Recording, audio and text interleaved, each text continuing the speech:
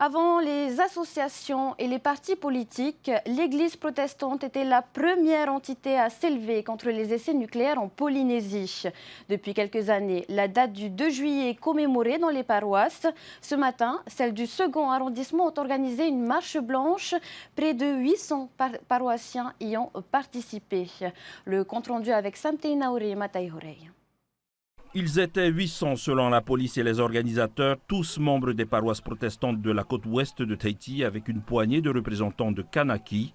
Dans son discours, le président de l'église protestante Maori a rappelé les premiers pas de la contestation antinucléaire avec un certain Henri Hiro.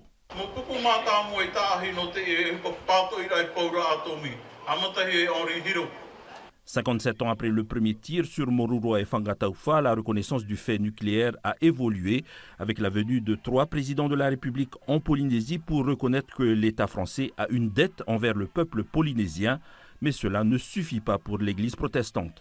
On ne peut pas tourner la page du nucléaire dans l'histoire de ce peuple qui a marqué et qui marque toujours. Il n'y a qu'à entendre les chants des Australes qui nous disent partout notre corps est atteint du cancer, que ce soit la thyroïde, dans le foie ou sur les seins des mamans, tout. Mais on ne peut pas oublier. L'église protestante Maori a soutenu la plainte du Tavinihuiratira au tribunal international de La Haye contre l'État français pour crimes contre l'humanité dans le cadre de ces essais nucléaires. La procédure serait toujours en cours. La seule information nouvelle est le renouvellement très prochain du bureau de l'association Moruroa et Tatou qui avait été initié par l'église protestante en Polynésie française. On enchaîne en plateau avec le représentant Tavinihuiratira à l'Assemblée Tapati Mitema. Bonsoir. Bonsoir.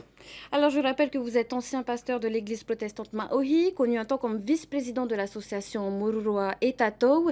Selon vous, 57 ans après le premier tir réalisé en Polynésie, la population se sent-elle autant concernée?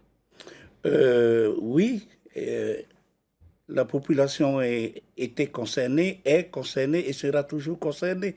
Comme l'a bien dit le président de l'Église, on ne peut pas tourner la page, on ne peut pas supprimer cette histoire long de 30 ans et qui va continuer encore.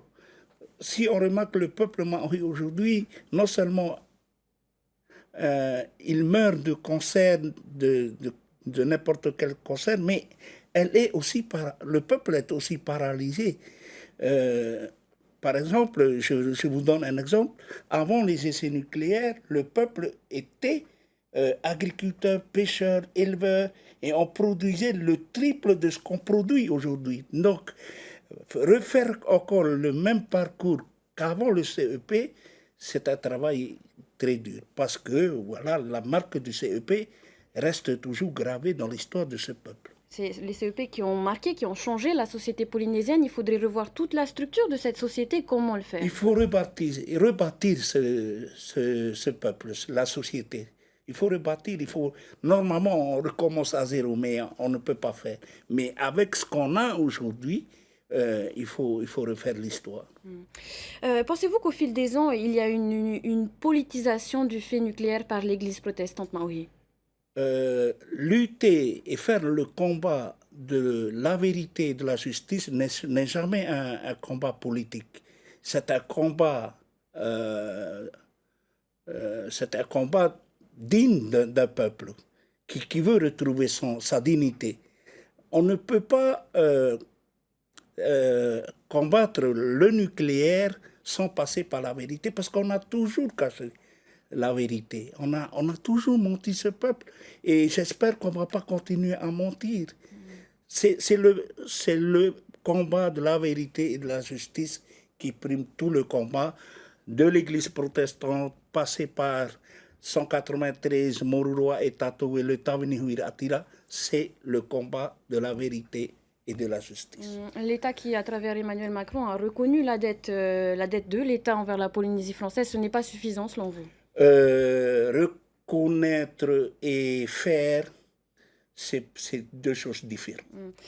Tapati Mitema, on continue de parler de ce sujet dans quelques instants, mais avant, je vous propose de revenir sur la commémoration organisée pour la première fois à Teahupo'o par l'association 193. Une centaine de personnes ont marché pour transmettre ce devoir de mémoire, mais aussi pour rappeler à la France le nombre de malades que compte la commune de Teahupo'o-Ouest. Le reportage d'Esther Parocordet. Et c'est parti pour 3 km de marche jusqu'à l'école primaire de Teahupo'o. Dans les chaussures des marcheurs de Teahupo'o-Ouest, de gros cailloux coincés depuis 57 ans. Avant tout pour être solidaire pour toutes les personnes atteintes de cancer, mais également pour montrer qu'on a des cas concrets ici, même à la presqu'île, atteints de maladies transgénérationnelles. Et ils sont nombreux à se manifester? Ce que je peux dire, une centaine de demandes a été faite pour Teahupo'o-Ouest entièrement. Et selon l'association 193, sur 500 dossiers de demande d'indemnisation des maladies radio-induites, 80% des cas à la presqu'île et notamment à Teahupo'o-Ouest ont été reconnus par l'État. J'ai monté mon dossier et cela a été validé. C'est la raison pour laquelle je suis là. Mais il y a eu aussi de nombreux décès. En bord de route, des spectateurs regardent cette marche avec ironie. Il faut respecter aussi le dimanche et je viens de lire le 2 juillet. C'était pas le 3 juillet? Le 2 juillet 1966, à 5h34 du matin, explose Aldébaran. Cette bombe de 28 kilotonnes est 2 fois plus puissante que celle larguée par les Américains sur Hiroshima. 193 essais ont été réalisés par la France à Moruroa et Fangatofa en 30 ans. Le président Emmanuel Macron a reconnu la dette de la France à l'égard de la Polynésie. Toutes les dispositions sont prises, comme vous le savez.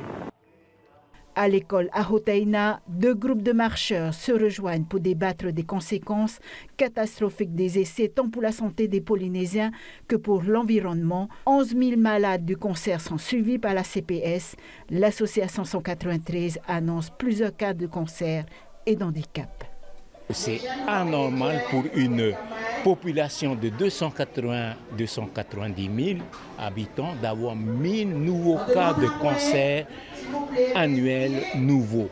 Tout comme d'ailleurs on a répertorié 50 000 handicapés dans une population si petite. Il faut nous poser sérieusement la question d'où ça pourrait venir. L'association antinucléaire demande de nouveau à l'État le retrait du seuil minimum d'exposition de 1 millisievert par an pour obtenir une indemnisation de la loi Morin et aussi la réalisation d'une étude transgénérationnelle. Tapati Mitema, en tant qu'ancien travailleur du CEP, lorsque vous revoyez ces images du premier tir, qu'est-ce que cela vous évoque? Ça me rend triste. Parce que quand j'étais à Moruroa, je l'admirais, parce que c'était si beau, mais après avec du recul, avec l'âge, on se rend compte que j'ai été aussi, complice du mal. Je voudrais lancer un appel à ceux qui ont travaillé. Je cherche mes amis de Moruroa. La plus grande partie de mes amis sont déjà partis. Il ne reste que quelques amis. Je voudrais lancer un appel à ces familles, à ces amis, si on pouvait se revoir, pour essayer non seulement de refaire ce qui a été et ce qu'on a toujours fait, il faut refaire ce qu'on va faire demain. Voilà, je ressens un peu... mon ressentiment ce soir n'est pas comme j'étais si jeune, parce que j'ai travaillé là-bas lorsque j'avais 16 ans. Les anciens travailleurs ont un rôle à jouer dans la réflexion pour les mesures qui devront être mises à l'avenir. Les anciens travailleurs sont des acteurs qui ont bâti la grandeur de la France.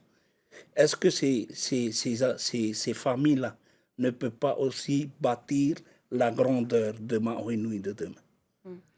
On l'a vu dans le reportage précédent, l'association 193 continue de demander le retrait du critère du 1 millisivert et demande également une étude sur les maladies transgénérationnelles en Polynésie. Vous qui êtes désormais aux manettes du pays aux côtés du Tavini Huiratira, qu'est-ce que vous pouvez faire? Il faut être à côté, il faut accepter ces revendications, ces doléances de 193, même aussi Mouroua et Tatou, mais il faut aller plus loin. Il faut revoir la loi Morin, parce que cette loi-là n'a jamais réparé les mal qui a été fait.